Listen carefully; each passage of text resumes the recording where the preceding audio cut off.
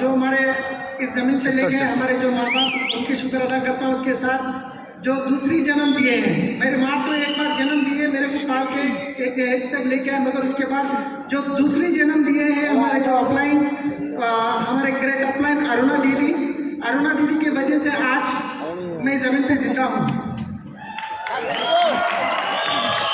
क्योंकि मेरे पास चैलेंजेस थे, मगर कोई भी अगर दुनिया में आके अगर इस बिजनेस के बारे में बताते थे तो मैं नहीं मानता था। क्योंकि अरुणा दीदी बताने से इसलिए माना क्योंकि एक टाइम पे उनके पास मैं ड्राइवर का काम करता था, मगर वो लोग मेरे को ड्राइवर के जैसा देखे नहीं कभी। उसकी वजह से मैं उनकी बात को माना।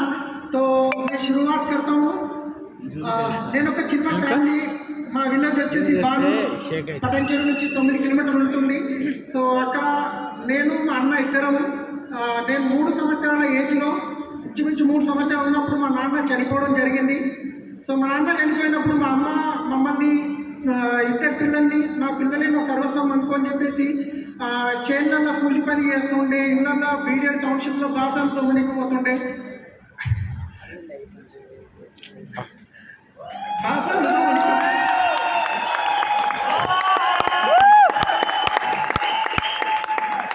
ఇంట్లో పని చేయడానికి పోయి ఇళ్ళలో పని చేస్తే బాసాలు బట్టలు దొరకవు, కాళ్ళు మొత్తం తడుస్తాయి.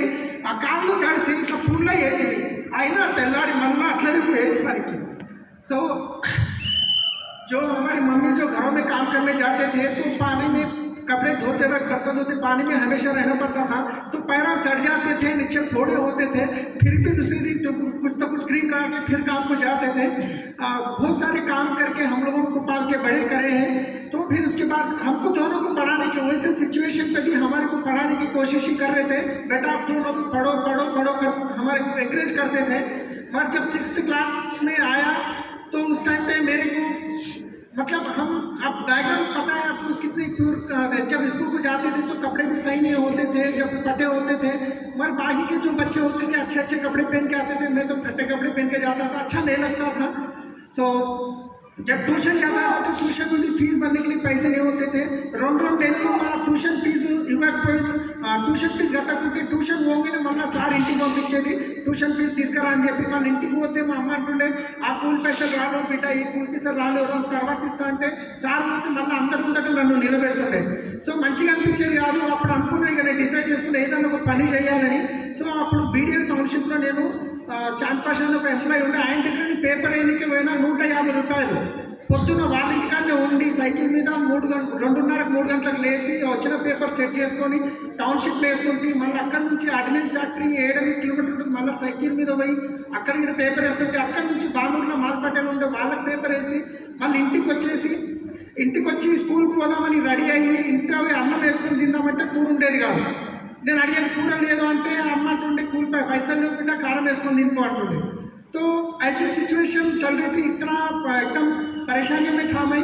फिर उसके बाद मैं सोचा अभी नहीं, हमको कुछ तो करना पड़ेगा. अभी मैं 7th क्लास तक पढ़ा हूँ स्कूल. 7th क्लास में मेरे को मजबूरी स्कूल बंद करना पड़ा क्योंकि घर में परेशानियाँ बढ़ रहे थे. तो फिर उसके बाद 7th क्लास में मैं 2nd क्लास में पास हुआ, मगर मैं 7th में मजबूरी बंद करना पड़ा. फिर उसके बाद बीडीएन एंजिनियर में काम करने गया 450 की तनख्वाह से. फिर उसके बाद वहाँ पे रुका नहीं. मेरे ड्रीम मतलब जब से ही कुछ कहीं पे अगर 100-200 रुपये ज़्यादा मिलते तो मैं मेहनत करने के लिए तैयार होता था. ఇక్కడైతే యాన్సిడెంట్లో పని చేసుకుంటూ మళ్ళీ అక్కడి నుంచి నేను మన కోళ్ళ ఫారం ఒకటి ఉండేది మా ఊరు పక్కన. కోళ్ళ ఫారంలో రోజు 50 రూపాయలు డైలీ లేబర్ ఇస్తుండే. వారం పేమెంట్ ఉంటుండే 350. నేను వారానికి వస్తుండే. మళ్ళీ కోళ్ళ ఫారంలో పని చేస్తూ ఏం చెప్పాలి, నేను ఎన్నెన్ని పనులు చేసినా నాకే తెలియదు అసలు. సో కోళ్ళ ఫారంలో పని చేసిన, కోడి గుడ్లు తీసుకుపోయి ఇంటింటికి అమ్మిన. అందరు కూరగాయలు అమ్మంగా చూసి కానీ గుడ్లు అమ్మంగా ఎవరు చూడలేరు. కానీ నేను కోళ్ళ ఫారంలో పని చేస్తూ అక్కడ ఆ గుడ్లు తీసుకొని తక్కువ రేట్లో తీసుకుపోయి ఇంటింటికి బిడియంగా ఒక్కొక్క ట్రే లాగా అమ్ముతుంటే, నేను ఒక ట్రే అంటే 10 రూపాయలు మిగులుతాయని. సాయంత్రం డ్యూటీకి వచ్చినాక సైకిల్ మీద ట్రైన్ పెట్టుకొని పోయి ఇంటింటికి శంకర్పల్లి వరకు నేను అమ్ముతుంటే. సో అక్కడి నుంచి మళ్ళీ నేను కార్ మెకానిక్ నేర్చుకున్నాను. కార్ మెకానిక్ పని చేసిన, చాలా పనులు చేస్తూ కోళ్ళ ఫారంలో ఫైనల్గా ఒక ట్రాక్టర్ ఉండేది అక్కడ డ్రైవింగ్ పర్ఫెక్ట్గా నేర్చుకొని మా ఫ్రెండ్ ఒక ఆయన जो मेरे फ्रेंड थे और ड्राइवर थे, उनको बोला मेरे को कहीं पे भी आप नौकरी में लगाओ. तो उन्होंने जो हमारे ग्रेट अपलाइन अरुणा दीदी के पास लेके गए. उनके पास एक एम्बेसडर कार थी, उसके ऊपर मेरे को ड्राइविंग पे लगाया. फिर उनके पास कुछ दिन में काम करा, काम करने के बाद उनको भी कुछ रीजन की वजह से गाड़ी चेंज करना पड़ा, तो फिर वहाँ से मैं दूसरी जगह हैदराबाद सोमाजिगुड़ा में एक सिंगर थे गजल श्रीनिवास बोल के, उनके पास भी 8 महीना काम करा। 8 महीना आखिरी टार्चर था उनके पास। फिर वहाँ से काम करते करते మళ్ళీ అక్కడ నుంచి పని చేస్తూ మళ్ళీ అక్కడ నుంచి చేంజ్ అయ్యాను। టీసీఎస్లో కూడా జాబ్ డ్రైవర్గా చేశాను। మళ్ళీ అక్కడ నుండి నా పెళ్లి కావడం జరిగింది। నా పెళ్లి ఎప్పుడైతే అయిందో ముందే కష్టాల బతుకులు, पहले परेशानियों से मैं गुजर रहा था, उसमें मेरी शादी हो गई।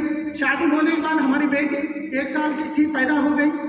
फिर उसके बाद और खर्चे बढ़ गए, मगर जो इनकम आ रही थी वो बस नहीं हो रहा था, तो मैं ढूंढ रहा था। वही टीसीएस में जब काम करता था एम्प्लॉय के पास, उनके पास दिन में काम करता था, फिर नाइट में सिटी कैब बोल के टैक्सी रहती थी, नाइट ड्यूटी सिटी टैक्सी करता था, दिन में जॉब करता था, सोने का टाइम नहीं मिलता था। कहाँ टाइम मिले 1-2 घंटे सोता था, क्योंकि चैलेंजेस बढ़ रहे थे, पैसे बस नहीं हो रहे थे।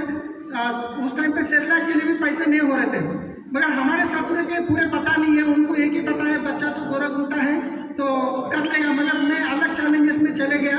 फिर उसके बाद हैदराबाद में मैं कुछ ढूंढ रहा था। उस टाइम पे हैदराबाद में शमशाबाद एयरपोर्ट शुरुआत हुई थी।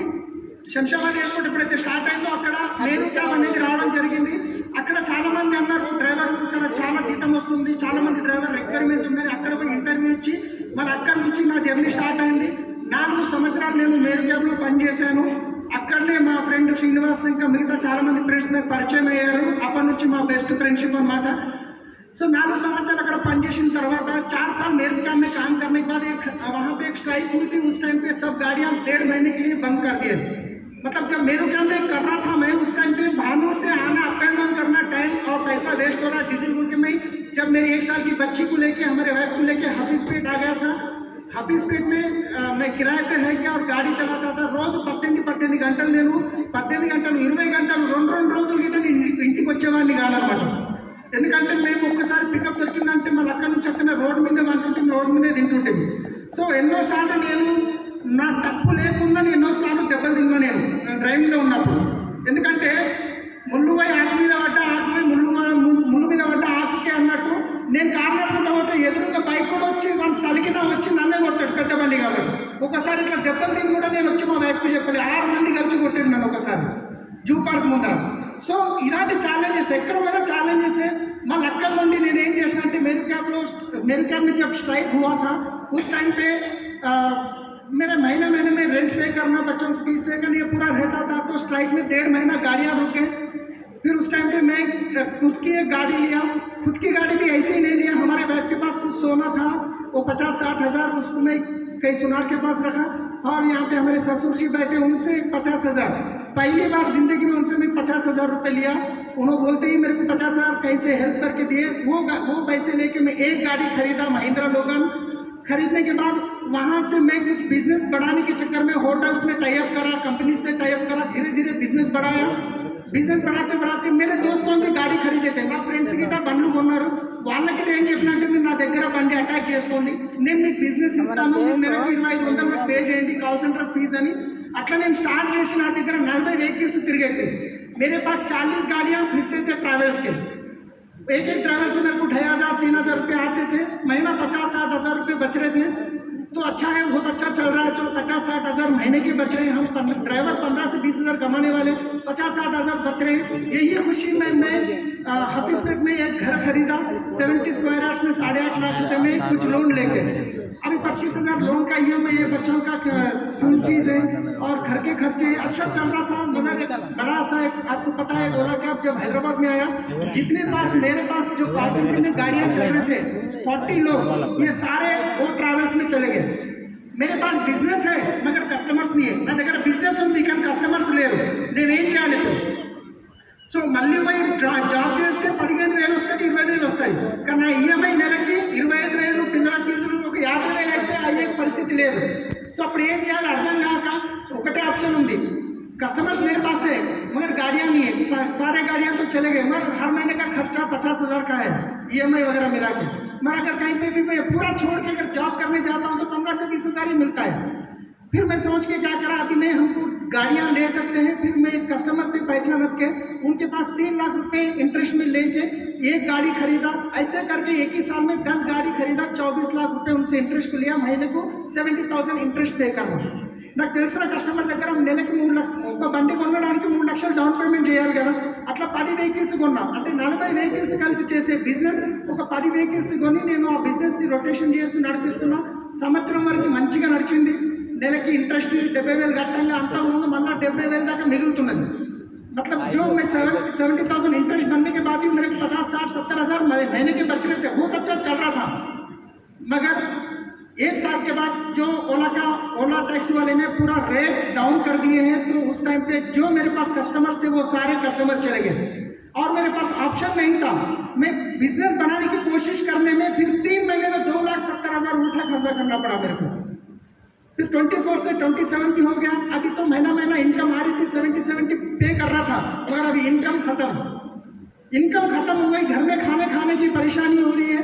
जो खर्चे वाले अगर फोन करते हैं महीने में इंटरेस्ट नहीं पा के रखो, मैं बाहर जाके फोन करता, हमारे वाइफ को भी पता नहीं था कि इतना खर्चा हो गया.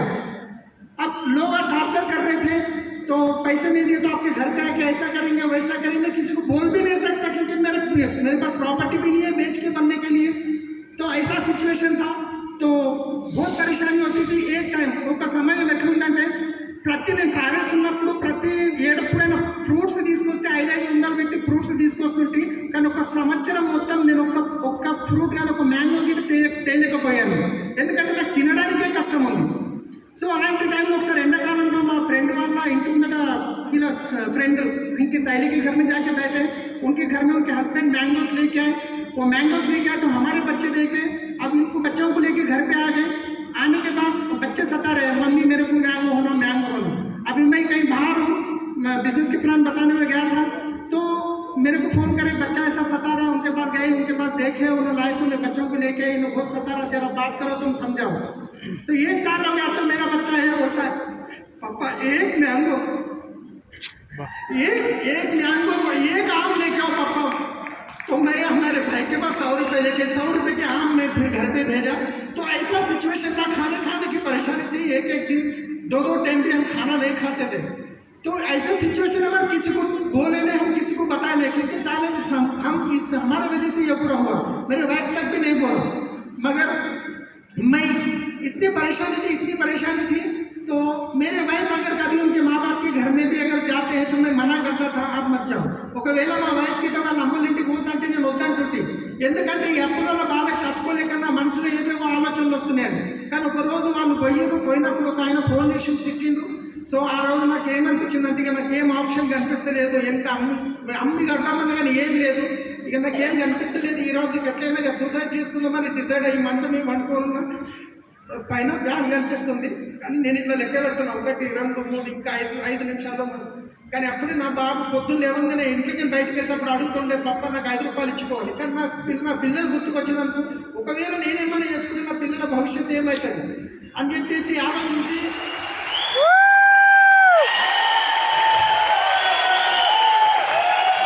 अगर मैं सुसाइड करता हूँ तो मेरे बच्चों की क्या हालत होगी ये सोचता था मैं. जब भी घर के सामने मस्जिद थी, मैं नमाज को जाता था तो वहाँ पे दुआ करता था, गिड़गिड़ाता था. मगर कभी मैं ये नहीं दुआ करता था मेरे को 10 लाख दो 20 लाख दो. मगर ये परेशानियों से मेरे को हटा दो, ये परेशानियाँ दूर कर दो, मैं ये दुआ करता था. मगर अल्लाह ताला मेरी बात सुन ली. आप सोच सकते हैं 10 साल तक अरुणा दीदी को मेरे को कोई कॉन्टैक्ट फोन कुछ भी नहीं है. मैं उनके भाई के पास जॉब करता था, अरुणा दीदी उनके घर में रहते थे. 10 साल तक कोई कॉन्टैक्ट नहीं है. उनके भाई एक्सपायर हो चुके थे, कॉन्टैक्ट खत्म हो गया. मगर 10 साल के बाद फोन आता, सलीम आप एक बार हमारे घर पे आओ फैमिली से, मैं आपको एक बिजनेस भी बताऊंगी, मिले जैसा भी होता. तो फिर मैं जाके उनके घर पे जाके मिला. बैठने के बाद चाय दी, उसके बाद प्लान बताना शुरू करे. मगर मैं इधर से सुन रहा था, इधर छोड़ दे रहा था, क्योंकि ऐसे बिजनेस मैं ऑलरेडी मेरा माइंड ब्लॉक था. मैं बहुत परेशान था. मगर उन्होंने ज़बरदस्ती करके एक साबुन एक नाइट क्रीम दिए. वो प्रोडक्ट यूज़ करने के बाद थोड़ा अच्छा लगा. मगर अच्छा है बोल के बताया नहीं. अगर अच्छा है बताया तो फिर बिजनेस करने के लिए बोलते हैं. फिर वो 2 दिन के बाद, सबसे बड़ी गलती लोग करते हैं, प्लान करके छोड़ देते हैं. मगर 2 दिन के बाद वापस फोन करे, सलीम आप हमारे अपलाइन कुलकर्णी सारे वो डायमंड लेवल पे हमारे आपके पास. तो मैं मना कैसे कर सकता हूँ. उनके पास में एक टाइम पे ड्राइवर था.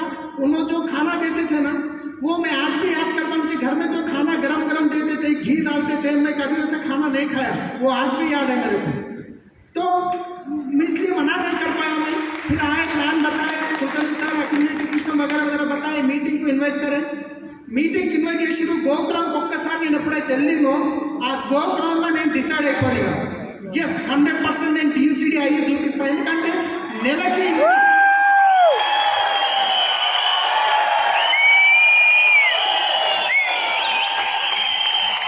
जब मैं परेशानी से परेशान हो रहा था, जब गोकराम मीटिंग जब अटेंड करे, वो गोकराम मीटिंग को मैं लगभग मैं 10-12 हज़ार खर्चा करके ही गया था. मेरे पास पैसे नहीं थे, मगर मैं अपलाइन को नहीं पूछा, अपलाइन जरा आप लगा लो, डाउनलाइन को नहीं पूछा. मगर जिसको मैं खर्चा फूटता था, जो बिजनेस में प्लान बोलने के बाद ना बोलता था या नहीं तो वो आने का सिचुएशन है उनको पूछता था, मगर डाउनलाइन को अपलाइन को कभी नहीं पूछा. ఎప్పుడు డౌన్లైన్ అప్లైన్ నేను అప్పడగలేదు. ఎవరైతే బిజినెస్ చేయాలో అనుకున్న వాళ్ళని అప్పడిగినాను. కానీ ఎంత ఘోరంగా ఉంటుందంటే ఇప్పుడు ఈ మంత్ 70,000 ఇంట్రెస్ట్ కట్టాలి, నెలకి 30 రోజులల్లో 5 రోజులు నేను అప్పులు అడుగుకుంటూ తిరుగుతుంటాను. అప్పులు గిట్ట వాళ్ళు గిట్ట ఎంత హుషారంటే 3 రూపాయలకి ఇస్తామంటుంది. సరే అని చెప్పి నేను ఇంటికి పోతుంటే ఆడికి పోయినాక ఏమంటుండే, అరే ఆయన ఇస్తాయినా ఇయ్యలేడు, ఆయన లేడు అంటే, అరే నాకు ప్రాణం మీద ఉన్నది 3 రాకుండా 4 అంటే అప్పుడు ఇస్తుండే 4 రూపాయలకి. सो जब मैं 3 रुपये से इंटरेस्ट बात करके जब घर पे लेने जाता था तो वो लोग भी इतने शाने हैं. मेरी मजबूरी उनको सब पता लग गई. अरे सलीम वो 3 रुपये से देने वाला भी फ़ोन नहीं उठा रहा, वो नहीं है बोल रहा है. मैं बोलता था 4 रुपये से तो परवाने दो, मेरे को काम करने नहीं देंगे लोग. फिर 4 रुपये से ला के भी मैं इंटरेस्ट बन के महीना 70,000 इंटरेस्ट बनना, इनकम खत्म हो गया. खाने की परेशानी है, मगर घर में कभी मैं खाने को परेशानी नहीं होने दिया. जब मैं बिजनेस देखा, गोकराम गया, जब डिसाइड करा, वहां पे मैं ठान लिया. कल देखे ना श्रद्धा, पहले भी मैं छोटे मीटिंग में गई थी, श्रद्धा नहीं थी. मगर जब गोकराम में गया मेरे ऊपर श्रद्धा आ गया. जब मैं आके डिसाइड करा, जो विनिंग टीम बोल रहा है, जो सीरीज यहाँ पे हमारे ग्रेट अप्लायंस को एक बार शुक्रिया अदा करना चाहता हूँ मैं. जो हमारे कुलकर्णी सर यहाँ पे बैठे, अरुणा दीदी और उसके साथ हमारे ग्रेट अप्लायंस चरण सर, उन्होंने मेरे को विनिंग टीम सिस्टम में कनेक्ट करे. जब तक विनिंग टीम सिस्टम भी पता नहीं था, जब प्लान बोलने आने के बाद कुछ सीरीज मेरे को देके गए, सलीम भाई आपको ये सीरीज सुनना है. वो सीरीज सुनते सुनते उसमें जो बोल रहे वही काम करा मैं. 10 कोर स्टेप पूरा आग में खून में उतार लिया मैं. 10 कोर स्टेप जो बोले वो मैं करता जाता था. डिफाइन द ड्रीम लिखने के लिए बोले, मैं ड्रीम लिखता था. हमारे वाइफ बोलते थे अलमारी पे मत लगो, मेरे फ्रेंड्स आके हंसेंगे. मैं बोला वो आके हंसेंगे तो हम सक्सेस होंगे.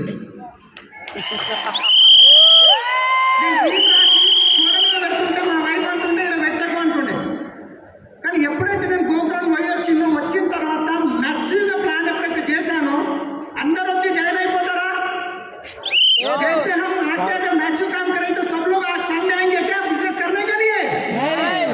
मैं मेरे फ्रेंड को, क्लोज फ्रेंड, बेस्ट फ्रेंड जो एक प्लेट में खाते हैं, उनको बताया जल्दी श्रीनिवास जी आधार कार्ड भेजो, 1 लाख का इनकम आएगा. मैं पूरा फायर था. उन्होंने बोले अरे सलीम क्या पागल हो गया, ऐसा भी होता है क्या? तुम लाइफ मत खराब कर लो, मेरे बेस्ट फ्रेंड है, मैं बोल रहा हूँ तुम्हारे अच्छा चाहने वाला हूँ, आप मत करो ये पूरा. मैं तो नहीं करूँगा. यही वाला श्रीनिवास और कोई और श्रीनिवास? यही श्रीनिवास जी से.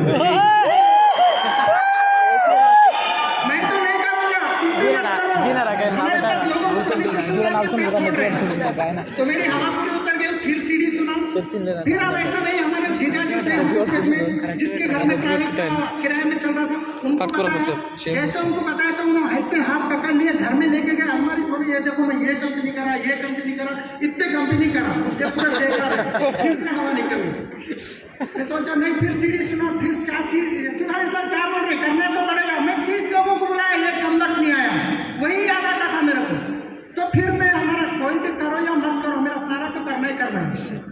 उसको बुलाया जबरदस्ती, जल्दी आ जाओ घर को. आ गए. आने के बाद इन्होंने कुछ तो कुछ बनाया, अच्छा भाई आ रहा, पलंग पे बिठाया, प्लान बताया, ये देखो ये पूरा प्लान बताने के बाद जो ड्रीम लिख के रखा मैं, 2 करोड़ 2 लाख की इनकम, 2 करोड़ का घर, 1 करोड़ की गाड़ी, उधर देख के बोले. मैं कुछ दुकान को लाने गया, हमारी बेटी से बोले तुम्हारे पापा पागल हो गए क्या, तीनों के घर में है 2 करोड़ का घर.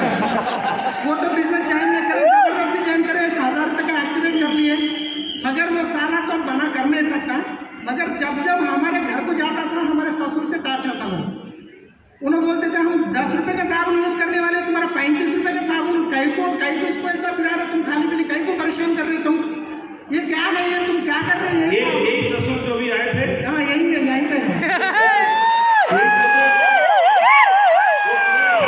ससुर को किधर है किधर है स्पॉटलाइट डालना अभी वो जो स्टेज पर आए थे ना अभी इब्राहिम कहाँ है? वहाँ पे ठहर। किधर है बोलो बोलो बुलाओ इब्राहिम बुलाओ कहाँ है?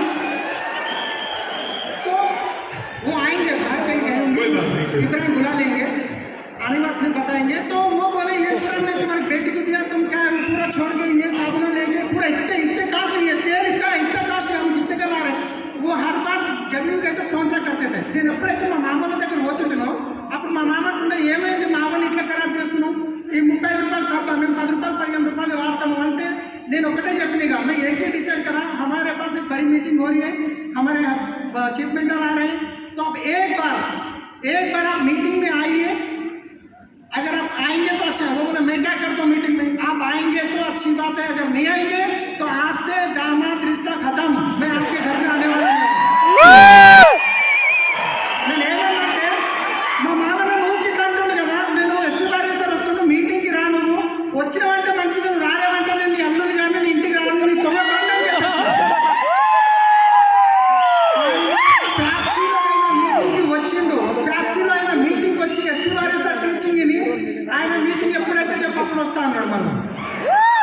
एसपी भाई साहब की मीटिंग फैक्सी में अटेंड करने के बाद अब वो क्या बोल रहे हैं, उनकी मीटिंग कभी भी हुआ तो बोलो मैं आऊंगा उनकी मीटिंग सुनने के लिए। वो एफआरयू है दिल्ली को अटेंड करने के लिए, तो चैलेंज क्या था, लोग मना कर रहे थे, मैं मीटिंग में लेके आया, वद्दंटू मीटिंग में తీసుకొచ్చిన। अभी नाइबर्स को बताया, जो घर के सामने है उनको बताया बिजनेस का प्लान, ये देखो हम फ्लेक्साइल का डेमो करें, वो करें, ये करें, जब तक तो अच्छा स्मेल करें, उसके बाद हंसना शुरू कर दिए, हंसी मजाक उड़ाना शुरू कर दिए। ये देखो इन्होंने अब तक इपड़दाका कारणना दिगूर ఇప్పుడు సబ్బులు పట్టుకొని తిరుగుతున్నాడు। राइट, रिलेशन को बताया, रिलेशन में कोई भी ये नहीं करे, लोग बोलते थे रिलेशन को बता के उल्टा परेशानी हो गई। जब भी फोन करते थे ना तो इनके कोई रिलेशन नाम नहीं लेना चाहते, इनके खाला ही होते हैं, 4-5 खाला है, वो खालों में से एक खाला है, नाम नहीं लूंगा। क्या शाहिद कैसे हैं, सब अच्छे हैं, बच्चे अच्छे हैं, क्या सलीम नहीं है, साबुनों की मीटिंग में गए क्या? ఇలా కట్టంలో ఉండే ఐదు అందుకని కావాలంటుండే వాళ్ళ ప్లాన్ చెప్పినాక జాయిన్ అయితే కాలేరు, కానీ ఎప్పుడు ఫోన్ చేసినా కానీ ఏం షాయిన్ పిల్లలు బాగుర్రా, అంతా బాగుర్రా, లేడా మీ హస్బెండ్ సబ్బుల మీటింగ్లోకి పోయిందా అనేటోళ్ళు। కానీ ఈరోజు ఆ సబ్బులకే వచ్చిన మా లైఫ్ చూడండి ఎక్కడి నుంచి ఎక్కడ చేంజ్ అయింది।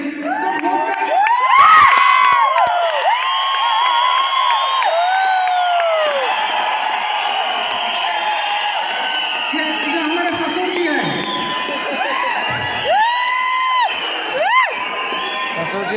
मामा मामा मेरे फादर तो नहीं है, मेरे सबसे ज्यादा मेरे को डांटते हैं वही। हिंदी समझते हैं क्या हाँ हिंदी समझते हैं सर। वो जो सलीम जब वो साबुन देता था आपको 35 रुपए का, तो आप कहते थे 10 रुपए का साबुन चाहिए, 35 रुपए का क्यों दे रहे हैं? ठीक है, सब बोलते, मेरे ससुर ने भी बोला था, लेकिन अभी आपको कैसा लगा? बहुत अच्छा हीरो हीरो बन के अच्छा लग रहा है। अच्छा आपको कैसी फीलिंग आ रही है, आपने लड़की सही जगह दी? जगह दी आपको, आसमान खुशी के आसमान आंसू आ रहे हैं, सही बात है। देखो सही बात तो ये है कि अगर उस दिन सलीम ये बात सुन के रुक जाता तो शायद आज भी उनकी आंखों में दुख के आंसू होते, खुशी के आंसू नहीं होते। श्रद्धा हमारी अगर पक्की होगी तो लोग कुछ भी कहें फर्क नहीं पड़ता। मेरे ससुर के साथ भी ऐसे ही हुआ, उन्होंने संध्या से कहा था, वो दुनिया में नहीं रहे, कि तुम पता नहीं क्या काम में लग गई हो, मुझे समझ में नहीं आता है, तुम घर भी नहीं आती हो, पिए भी नहीं आती हो। लेकिन जिस दिन उन्होंने कवर पेज पर हमारा और संध्या का फोटो देखा, जिस दिन लोगों ने उनकी दुकान पे आके कहा कि आप जानते हो एसपी के ससुर, आपको पता नहीं एसपी में कौन हो गए, तो उन्होंने संध्या को फोन करके कहा कि बेटा मुझे पता नहीं था कि तुम लोग क्या बन गए हो, मुझे माफ कर दो। तो आप खुश हैं?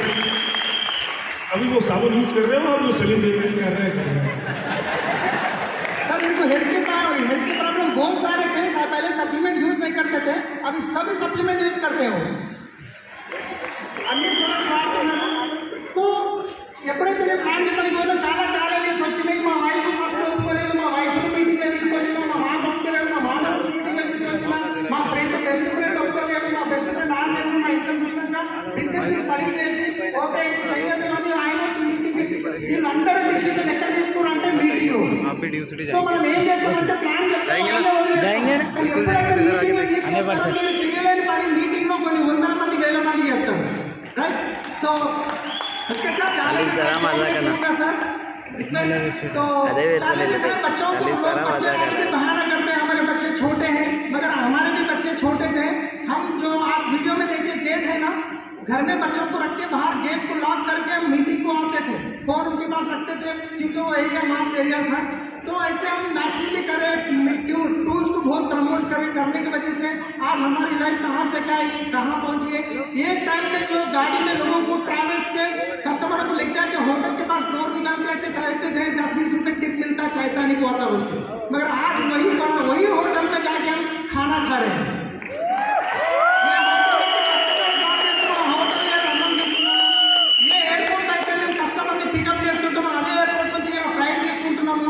राइट, सो ఒకప్పుడు నేను ఇంటింటికి పోయి అడిగేవాడిని। एक टाइम पे हम घर घर जाके खाना मांगता था, जब मैं बचपन में, हमारी मम्मी भी यहाँ पे है, घर घर जाके मैं पीछे है सर, तो उनको बुलाया तुमने? बुलाया सर, उनको बुलाया, किधर है? बुलाओ, आइए। वो हिंदी समझती है? अच्छा, समझती है। आपके अरे बहुत करा सर आप कई बार बोला है। आप बर्तन मांगने जाती थी और इधर ऐसे, और फिर जो खाना बचता था वो आप लेके आती थी और सलीम को खिलाती थी। अब आपको सलीम को इस चीज पे देख के आपको कैसा लग रहा है? तो आपने कैसे दिन बिताए हैं, कैसे पाला बच्चों को?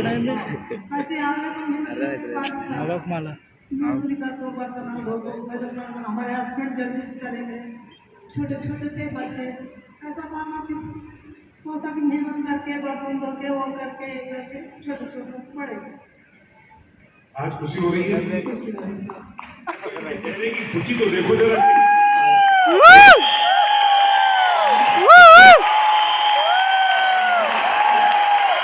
आप अपने पेरेंट्स के चेहरे पे अगर ऐसी खुशी देखना चाहते हैं तो आपको तपस्या करनी होगी, और इस खुशी की कीमत करोड़ों रुपए से ज्यादा है। एक खुशी सिर्फ अपने पेरेंट्स के चेहरे पर, एक खुशी कि मेरा बच्चा हीरो बन गया, उसके लिए काम तो करना पड़ेगा, हमें मेहनत करनी पड़ेगी। उस माँ से पूछो जो लोगों के यहाँ से झूठा खाना लेके आती थी, वो अपने बच्चों को झूठा खाना खिलाती थी, आज उसका बच्चा अगर ड्यूसिटी होके सेलिब्रेशन हो रहा है, हजारों लोग उसके ऑटोग्राफ ले रहे हैं, फोटोग्राफ ले रहे हैं, तो माँ की खुशी तो कैसी होगी?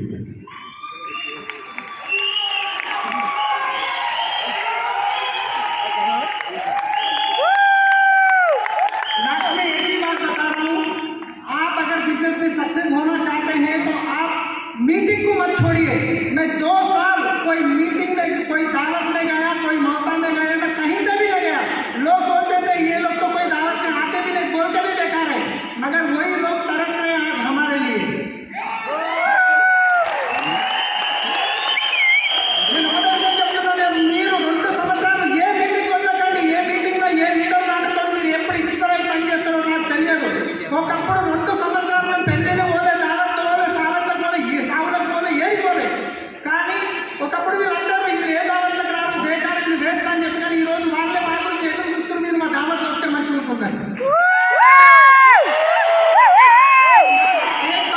लास्ट एक बात बताऊंगा सर, जो एसपी फारिन सर को मेरे को भी हुआ है, मैं हमारे भाई के साधु साहब हैं यहाँ पे है ऑलरेडी मीटिंग में, उनको 4-5 साल से पीछे लगाओ, ये बिजनेस अच्छा है, ये करो करो करो, वो जाएंगे करके आईडी करके एक बार 30 पे भी लेके छोड़ दिए, मगर वही घर में हमारे डाउनलाइन जाके हम उनके घर में होम मीटिंग करके पूरा बता के ये प्रोफाइल कुछ जो बता रहे ना, जैसे मेरे फोटो बताते ही अरे ये तो हमारे भाव नहीं है,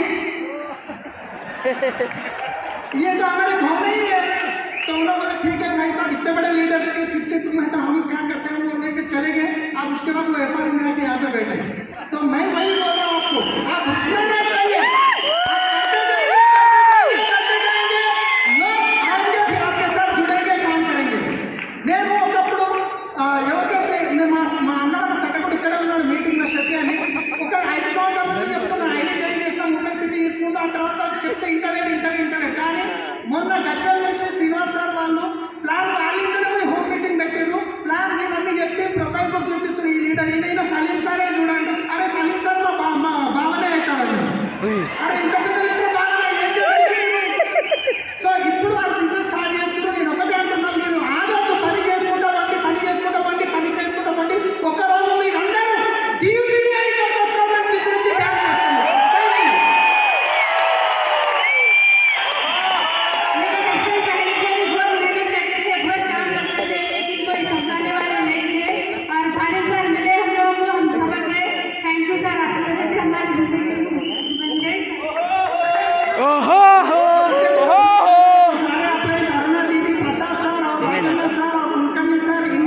इनसेट हैदराबाद के पोइंट मेंटर और चीफ इनसेट मिनिस्टर पोइंट हम सबके